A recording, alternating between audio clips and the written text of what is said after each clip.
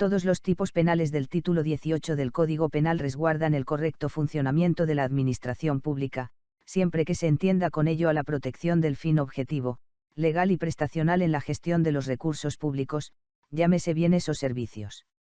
Este bien jurídico categorial está compuesto, además, por una serie de principios y deberes que se descargan sobre ciertas personas que decidieron ubicarse entre los recursos del Estado y sus destinatarios, es decir, sobre los llamados funcionarios públicos, únicas personas capaces de vincular al Estado con sus actos. En el delito de negociación incompatible, artículo 399 Código Penal, se menciona lo siguiente: el funcionario o servidor público que indebidamente en forma directa o indirecta o por acto simulado se interesa, en provecho propio o de tercero, por cualquier contrato u operación en que interviene por razón de su cargo, será reprimido con pena privativa de libertad no menor de 4 ni mayor de 6 años e inhabilitación conforme a los incisos 1 y 2 del artículo 36 del Código Penal y con 180 a 365 días multa. De esta redacción se puede colegir que el interés estatal a proteger tiene que ver con el poder político, o de gestión de intereses, con que cuentan los funcionarios públicos y con la prohibición explícita de que obtengan algún beneficio indebido en razón de dicho poder. En términos más específicos, lo incompatible de una negociación radica en que ésta tiene como razón de ser el interés particular del funcionario, en detrimento del interés general y de los principios que de ello se desprenden, como por ejemplo, la transparencia en los contratos y operaciones comerciales donde el Estado actúa como parte. Así, parece lógico afirmar que el bien jurídico protegido del interés privado de los funcionarios públicos, es la objetividad y legalidad de los contratos u operaciones comerciales que la Administración lleva a cabo. Las deficiencias en los procesos de contratación directa por situación de emergencia no son suficientes para demostrar la comisión del delito de negociación incompatible, previsto en el artículo 399 del Código Penal, más aún si la ley permite subsanar estos errores en casos excepcionales, como los realizados por una situación de emergencia. A esta conclusión llegó la Sala Penal Permanente de la Corte Suprema en la Casación número 841-2015, Ayacucho, publicada en la Separata de Jurisprudencia del Diario Oficial El Peruano el martes 28 de junio del 2016, la cual constituye doctrina jurisprudencial en materia penal. La Corte señaló que el fundamento de esta decisión recae en el hecho que estos procesos de contratación tienen por finalidad atender una situación de emergencia. Por ello la propia Ley de Contrataciones del Estado otorga un plazo de 10 días para subsanar los errores o deficiencias que pudieran presentarse.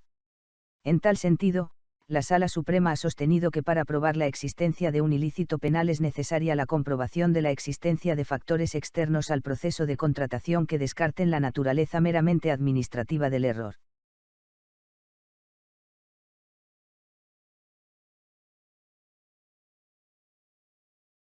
Las presuntas irregularidades halladas por el órgano de control dejaron en suspenso uno de los proyectos más controversiales de los últimos años y desencadenaron la renuncia de Martín Vizcarra al Ministerio de Transportes y Comunicaciones.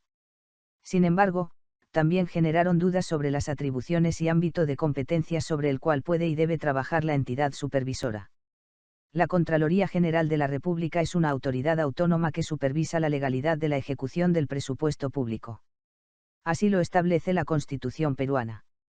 Es decir, debe controlar que las acciones de los funcionarios se realicen conforme a ley, además de velar por un uso adecuado de los recursos del Estado. En ese sentido, el reciente informe sobre la adenda del aeropuerto de Chinchero concluye que esta fue suscrita a través de acciones irregulares de 10 funcionarios, 6 del Ministerio de Transportes y Comunicaciones, 2 del Ministerio de Economía y Finanzas y 2 de Ositran. Sus acciones habrían favorecido al concesionario, señala una de las conclusiones del informe de Contraloría.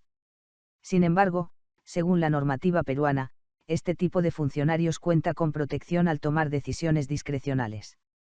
La Contraloría está impedida de cuestionarla por su propia ley orgánica, enfatiza el especialista en asociaciones público-privadas, APP, José Luis Escafí.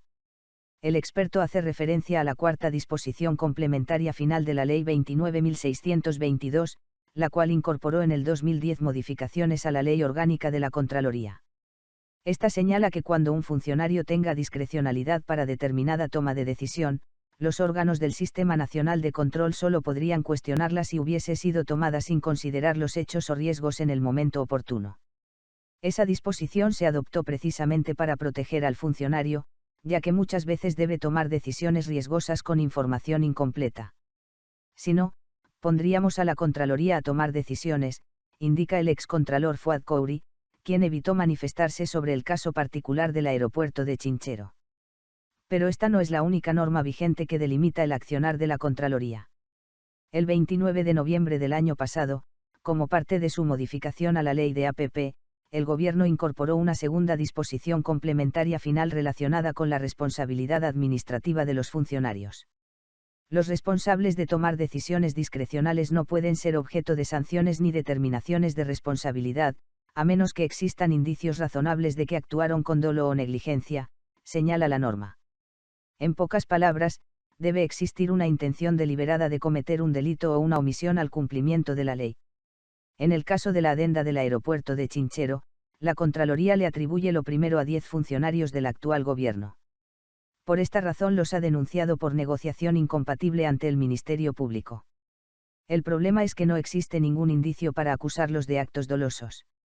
El informe de la Contraloría no sustenta su acusación, es inconsistente y linda con lo arbitrario, comenta el ex procurador anticorrupción José Ugaz. Independientemente de si la adenda resulta beneficiosa o perjudicial, para hallar responsabilidad penal por negociación incompatible la Contraloría deberá probar un pacto indebido entre funcionarios y el concesionario. Ello para comprobar que no se trató de una decisión diligente. Algo que, según los especialistas consultados, no se aplicaría al caso del aeropuerto de Chinchero. La adenda o cualquier decisión puede no ser perfecta desde el punto de vista administrativo, si se quiere, pero el error no implica una intención de favorecer al concesionario, advierte el abogado penalista Luis Felipe Cortez. Diversas fuentes consultadas para este informe coinciden en cuestionar el accionar de la Contraloría en torno a la adenda del aeropuerto de Chinchero. No solo por los aspectos antes señalados, sino también porque el propio órgano de control sugirió, en un informe previo del 2014, renegociar la tasa de interés aplicable a los pagos que iba a realizar el Estado. El Comercio intentó contactarse con voceros de la Contraloría, pero señalaron que, por el momento, no declararán sobre el tema. No obstante, hace unos días el órgano de control emitió un comunicado en el cual sostuvo que se recomendó negociar la tasa de endeudamiento, no suscribir una adenda. No obstante, cualquier renegociación o variación del contrato solo podría llevarse a cabo a través de una adenda al mismo. En medio de la controversia sobre los aspectos técnicos del informe de la Contraloría sobre la adenda al contrato de Chinchero, diversos abogados penalistas advirtieron ayer que la denuncia penal que prepara el órgano de control no prosperará. El lunes, el contralor Edgar Alarcón anunció que la Contraloría denunciará por negociación incompatible a 10 funcionarios de este gobierno. Según los expertos, esta acusación será difícil de comprobar. Para que exista negociación incompatible se necesita probar una intención de favorecer a la empresa, lo que me parece difícil de probar en un caso tan público como este. La Contraloría se está equivocando, comentó el ex procurador anticorrupción Luis Vargas Valdivia a El Comercio. Así, para que la denuncia del órgano de control prospere, la Contraloría tendría que probar que la adenda no constituyó un error en la gestión de cada uno de los funcionarios. Una cosa es el error, así sea gravísimo, y otra muy distinta es ponerse de acuerdo con la empresa para perjudicar al Estado peruano, sostuvo el ex fiscal superior Avelino Guillén. Por su parte, el abogado penalista César Nakazaki afirmó que la confusión generada en torno a la adenda del aeropuerto de Chinchero se da porque los cuadros profesionales de la Contraloría no son los mejores. El Ministerio de Transportes y Comunicaciones y la Contraloría no pueden tener la razón a la vez. Y la experiencia me enseña que Contraloría no siempre tiene los mejores cuadros profesionales, dijo Nakazaki a este diario. Si bien los abogados afirman que la Contraloría no tiene restricción alguna para denunciar penalmente al exministro Martín Vizcarra, consideran difícil que el recurso prospere.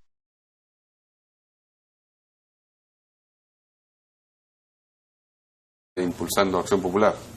Lamentablemente, en perjuicio de nuestro país, se han tomado decisiones que hasta el día de hoy ya constituyen delitos, como por ejemplo con la suscripción de la adenda se habría incurrido ya en la comisión del delito de negociación incompatible, pues en cada acción que ya ha tenido este gobierno, en la firma de la adenda, se ha ido beneficiando, o sea, acciones, ¿no?, con un interés extraordinario que terminan beneficiando a este consorcio y no al Estado peruano. Y más aún se agrava la situación al estar en una figura de APP y haber desnaturalizado totalmente el camino para poder beneficiar a la empresa, y en el camino haber incluido en la adenda temas que no eran objeto para ser tratadas, pues esta adenda había iniciado, ¿no?, dentro del marco de la APP, invocando una causal excepcional para poder modificar el contrato antes de los 3 años, que era el acreedor permitido.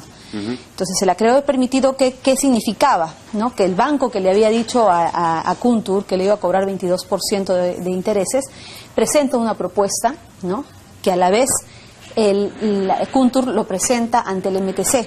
La negociación que tenía que haber existido entre el MTC y Kuntur tenía que haber sido dado como resultado esa petición, esa solicitud, esa propuesta que hacía el acreedor permitido. Es decir, te traigo una propuesta más cara, menos cara, tengo estas propuestas para ti. Entonces, el resultado tenía que haber versado para decirle sí o no respecto a esa propuesta. ¿Cuál es la negociación incompatible? Porque ese es el delito. Aquí en este momento le voy a explicar. O sea, aquí en este momento le voy a explicar que al finalizar esta negociación, la decisión debe haber versado en decirle sí o no a la propuesta del acreedor permitido. Pero es en ese momento en el que la decisión sale totalmente del marco legal y se asume que el Estado va a ser quien cumpla con buscar el financiamiento, asumir los riesgos, y lo más grave aún, se han incorporado 2 situaciones que no tenían nada que ver con la adenda, el pago del adelanto y el adelanto de ciertas obras que le correspondían al gobierno.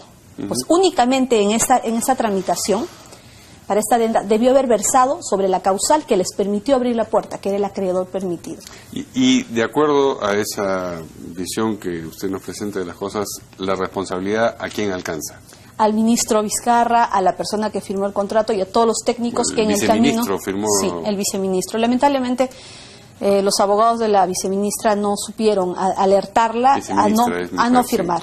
Sí. Porque sinceramente yo veo complicados ahora a estos 2 funcionarios, de los cuales se esperaba mucho, en una situación que fácilmente era evitable, por responsabilidad, por cautelar simplemente los intereses del Estado. Sí, bueno, es sintomático, a mí me pareció muy sintomático el retroceso en un momento cuando reciben esta exhortación de la Comisión Lavajato, es decir, ellos no tenían por qué retroceder, el ministro Vizcarra no tenía por qué retroceder ante una carta de exhortación de una comisión del Congreso.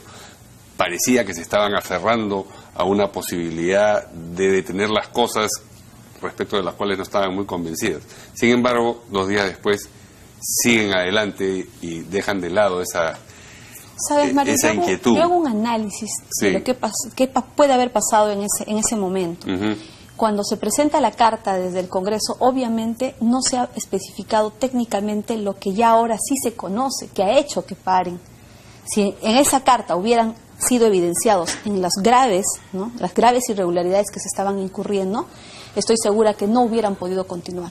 Entonces, como habían cuestionamientos más, digamos, por las extrañas vinculaciones que podrían revelar actos de corrupción que no dejan de ser importantes, son graves. Incluso con esa carta debieron haber retrocedido, pues lamentablemente en las APPs no se puede dar adelanto, y en la adenda se ha previsto darle un adelanto de 40.2 millones, Mario. Sí. Entonces, incluso tomando en cuenta un hito, el hito más caro, incluso se ha previsto pagarlo. Hoy día ya se hubiera pagado esa adenda si no lo hubiéramos hecho público. De manera que a usted le parece pertinente